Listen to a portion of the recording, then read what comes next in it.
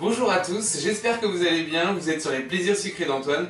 Avant de débuter cette nouvelle vidéo, je tiens tout d'abord à vous souhaiter une très bonne année 2019 qui vient de débuter. Qui dit nouvelle année dit que vous deviez tous être en train de regarder votre montre à 23h59 le 31 décembre. Du coup, aujourd'hui dans cette nouvelle vidéo, j'ai décidé de vous apprendre à réaliser une horloge en chocolat. C'est pas le tuto que vous vous attendez à trouver sur YouTube tous les jours, mais j'ai trouvé l'idée hyper sympa et j'ai voulu vous la partager. Il n'y a pas besoin de moules spéciaux, juste un peu d'imagination et le tour est joué. J'enfile tout de suite mon tablier et je vous montre la recette. Donc dans un premier temps, je réalise le moulage en gélatine qui va vous servir à réaliser les chiffres romains et les aiguilles de votre horloge. J'ai trouvé des chiffres romains en bois ainsi que des aiguilles pour une horloge dans les magasins Zodio dans le rayon loisirs créatifs. Je les ai collés avec une petite pointe de chocolat noir que j'ai fait fondre. Et ensuite, je vais verser mon mélange de gélatine au sucre. Vous pouvez retrouver la recette pour faire les moulages en gélatine sur ma chaîne YouTube. Je vous mets le lien en barre d'infos. Donc une fois que mes petits éléments sont collés, je vais tout simplement venir couler ma masse gélatine fondue dessus pour réaliser les empreintes.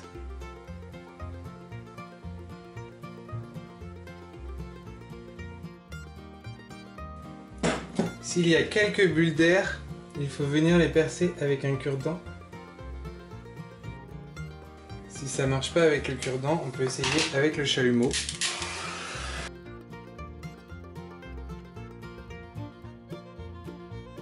Lorsque mes éléments sont moulés, je laisse totalement refroidir ma masse gélatine et je pourrai continuer.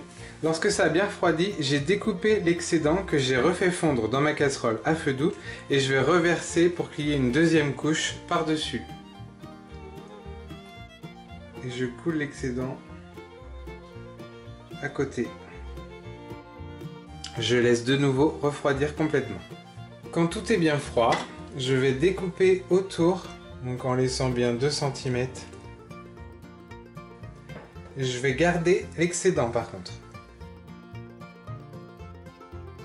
Je vais pouvoir m'en resservir, donc si vous pouvez décoller ce qui se superpose, vous pouvez faites-le.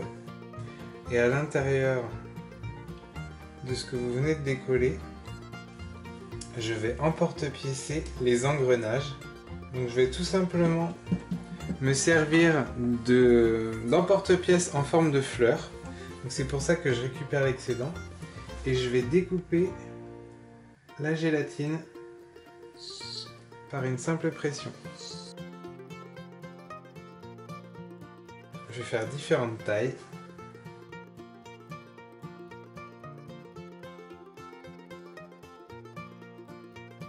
Et ce que je fais avec les plus gros,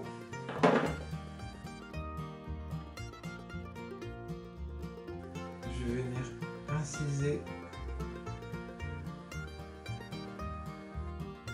pour que ça ressemble davantage à un engrenage.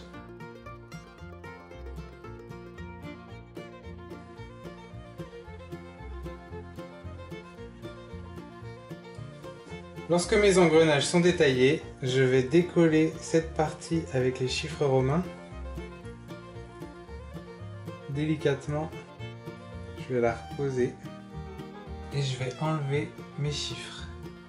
Délicatement, pour garder toute la forme qui a été moulée. Si vous avez un peu de difficulté, vous pouvez faire le tour avec un couteau. N'hésitez pas à venir détailler l'intérieur de vos pièces.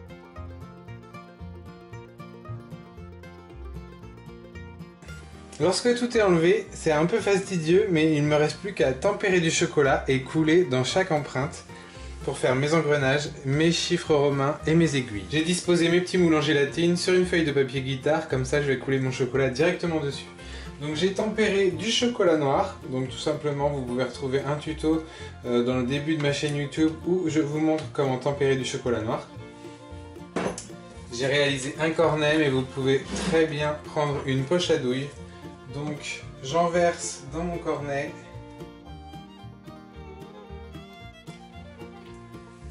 N'en mettez pas trop, sinon ça déborde. Et je vais réaliser un tout petit trou au bout.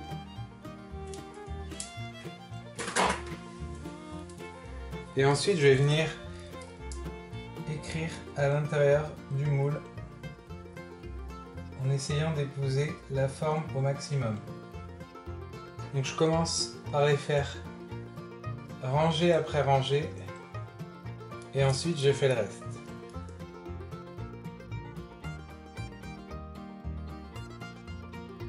Pour les aiguilles, je viens déposer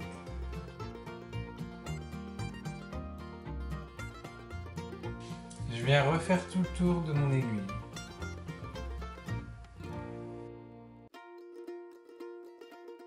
Donc je laisse du relief pour les aiguilles.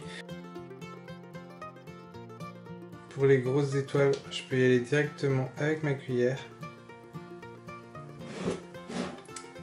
Et de la même façon, je vais venir racler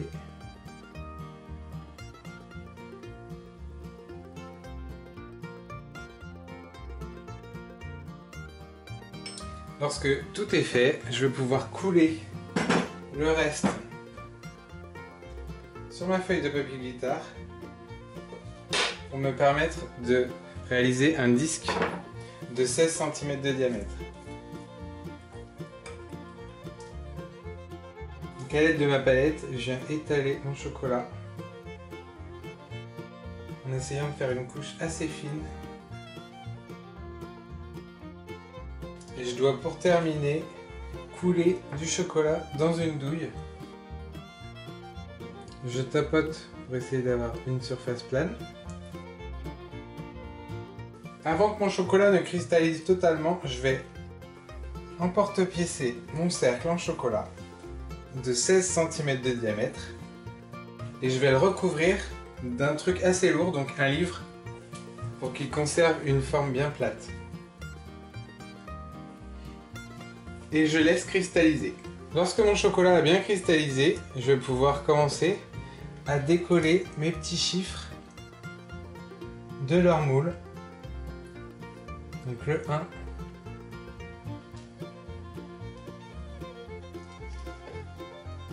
donc délicatement pour ne pas les casser.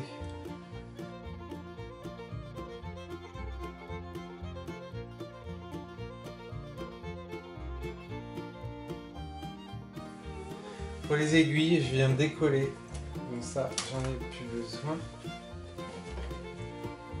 Je viens décoller tout autour, délicatement, et à l'aide de mon couteau, je viens soulever l'aiguille tout doucement pour ne pas la casser. Ça reste quand même assez fragile.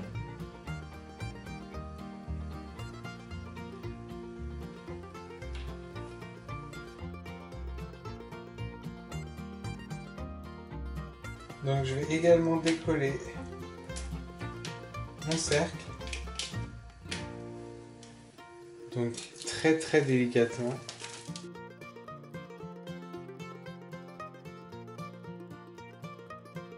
Donc j'ai maintenant tous les éléments qui vont assembler mon horloge. J'ai également ça que je vais fondre légèrement au chalumeau et je le lisse comme je peux et je vais le laisser recristalliser tranquillement. Une fois que j'ai récupéré tous les éléments de mon horloge, je vais pouvoir commencer à décorer. Donc ce qu'il y avait dans la douille, je l'ai coupé avec un couteau et j'ai régularisé le bord sur le fond d'une casserole que j'ai chauffée. Donc comme ça j'ai une surface bien plane que je pourrais mettre au centre du disque de chocolat. Je vais commencer par dorer mes chiffres romains. Donc toujours avec plein de délicatesse.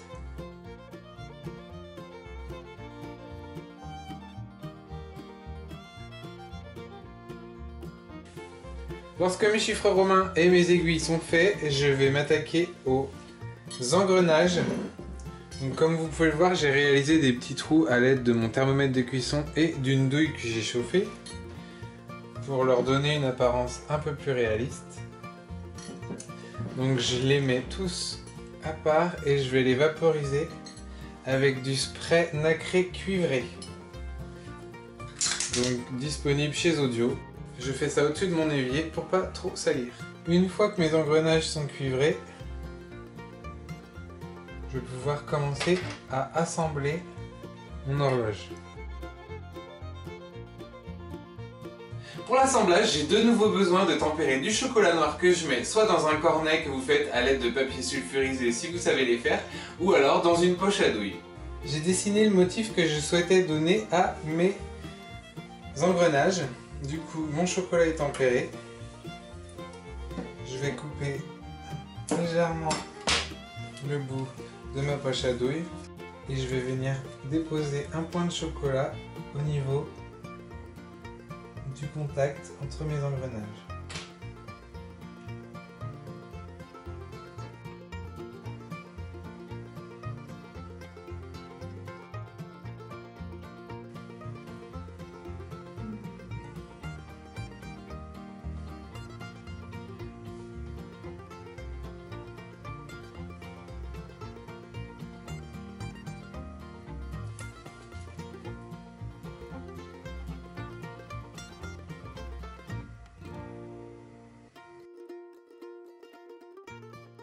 Je laisse cristalliser. Lorsque mes engrenages sont solidaires, je vais délicatement soulever l'ensemble, le retourner et je vais venir consolider par en dessous tout ce qui est attaché et non visible.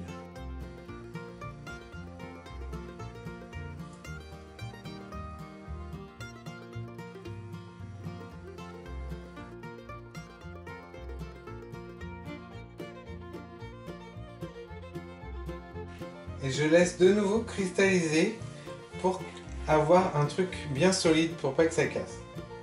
Je vais également coller ces trois petites là ensemble. Je vais également coller mes aiguilles.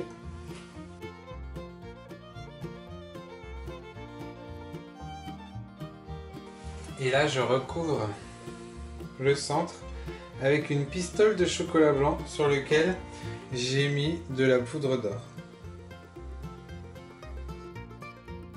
Et je laisse cristalliser. Donc il faut essayer de trouver le centre de gravité de la structure. Et ensuite, je viens mettre du chocolat sur la base et je dépose l'ensemble. Donc je maintiens le tout avec les moyens du bord et je laisse de nouveau cristalliser. Lorsque ma structure a bien cristallisé, je la laisse de côté, donc avec délicatesse, et je vais pouvoir prélever mon cercle en chocolat et je vais venir coller les chiffres romains de l'horloge avec une petite pointe de chocolat comme pour les engrenages.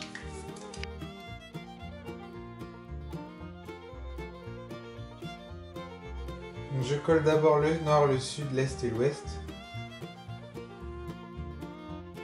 C'est mieux si je ne me trompe pas.